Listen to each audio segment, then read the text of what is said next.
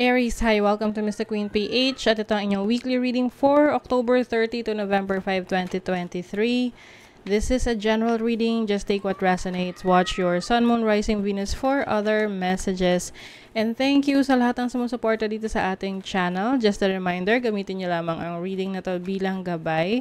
Pa-follow, like na rin ang ating Facebook page, Mr. Queen PH, and also yung aking TikTok, Mr. Queen PH.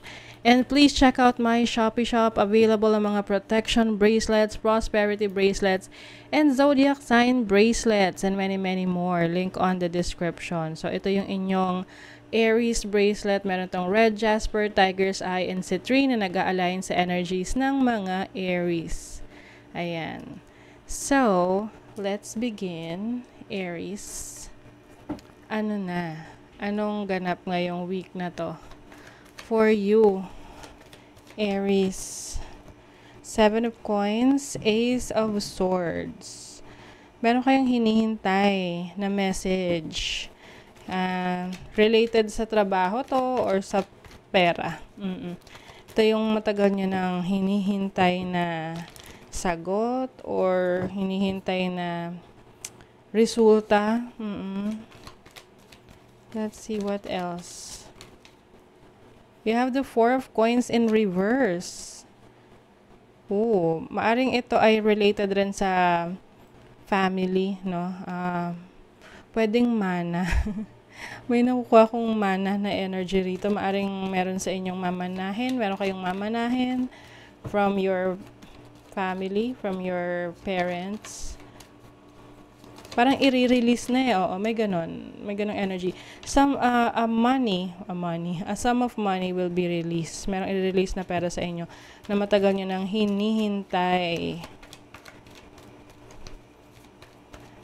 Tapos, yung iba naman, pwedeng, meron kayong pinag-iipunan. So, ngayong week na to, pwedeng magagalaw nyo na yung pera na yan. You have the 5 of Cups and then the 8 of Wands. I feel like, itong 5 of Cups, parang, it's like a reminder sa'yo na medyo maging maingat sa pag-handle ng kaperahan mo. Oo, kasi kung meron kang makukuhang pera ngayong week na to, kumbaga parang, gastusin mo lang siya ng, kung ano lang kailangan mo. Kasi baka meron kang pagsisihan na pagkakagastosan mo. Para ang bilis ng ng labas ng pera. Oo. Ayan kasi yung 4 of Coins is nag-reverse siya. Tapos may 8 of Wands. This is movement. So, pag itong 4 of Coins nag-reverse, ibig sabihin you are like letting go. Oo. And may 5 of Cups dito, which is about disappointments. So, be careful. Okay? Lalo na't matagal niyong hinintay. Oh, 'di ba? May Tower. This is also your energy, Mars energy. Hangman. Oo. Kaya pag-isipan daw munang maigi ang inyong mga desisyon, lalo na pagdating sa pera tsaka paggastos. Kung meron man kayong investment na susubukan, you have to make sure na inaral nyo to, pinag-isipan nyo munang maigi, you know. Ayan o, Knight of Wands, mabilis na action. O yung iba sa inyo natutukso kasi mukhang maganda yung offer. Oo, ayan o, may offer. 9 of Coins. Knight of Coins. This person, maybe, maaring malapit sa'yo to or katrabaho mo, or kasama sa business, na nag-offer sa'yo ng business opportunity or investment. Yeah, so, hinay-hinay lang, chill lang. Huwag magpadalos-dalos sa inyong desisyon sa kaperahan. Let's see ano pa for Aries. Blessed. Oh, you are blessed. Ito na nga. May mga kaperahang darating. Yun nga lang ha. Pag dumating, huwag rin mabilis gastusin. Oo. Pag-isipan mo na raw maigi. Yan o, thinker. Iba sa inyo, meron kayong mga May mga iisipin kayo or pag-aaralan kayong mga strategies para mas mapaunlad ninyo ang inyong sarili. Kasi you're thinking about kung paano ka makakarating dun sa mas mataas na step na yon. Let's see what else for Aries. Chaos and conflict. Ito yung pwedeng meron sa inyong hindi magkakasundo, no? Pagdating sa desisyon. This can be someone sa family mo, can be karelasyon mo.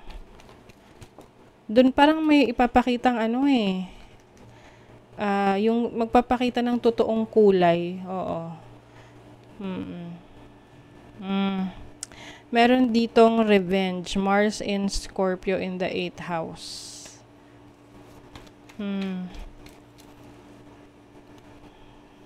You also have friendship and indecision.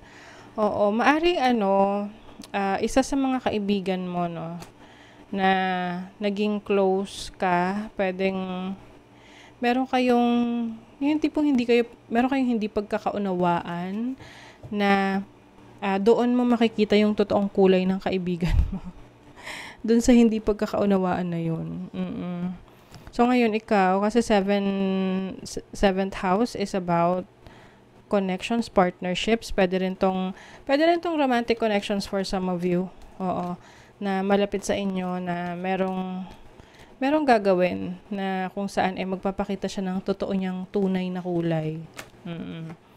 So, sa trabaho, sa career, merong mentor. Someone is willing to share their experiences sa inyo para mas ma-motivate kayo to do better. Some of you naman, pwedeng kayo to na merong i-share na knowledge or skills sa iba. So, it's either kayo ang ime-mentor or kayo yung magme-mentor. Diba? Ito raw, do not live beyond your means. You need to have a reasonable budget plan. Take control of your expenses before it's too late, Aries. Ayun yung sinasabi ko sa inyo. When it comes to your kaperahan, your finances, medyo ingat, okay? Control. So, sa love naman, ng mga Aries, passion. There is so much passion in this connection. So, maaring merong attraction dito, no?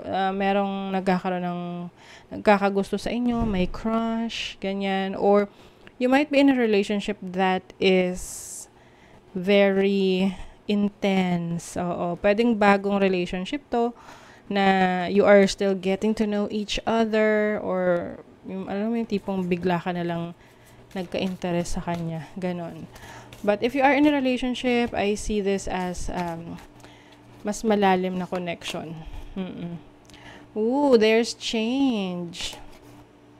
A resistance to change is a resistance to life itself. Open your heart and mind to new beginnings. So, may new beginnings for you, Aries, this week. So, maging open daw kayo sa mga pagbabago.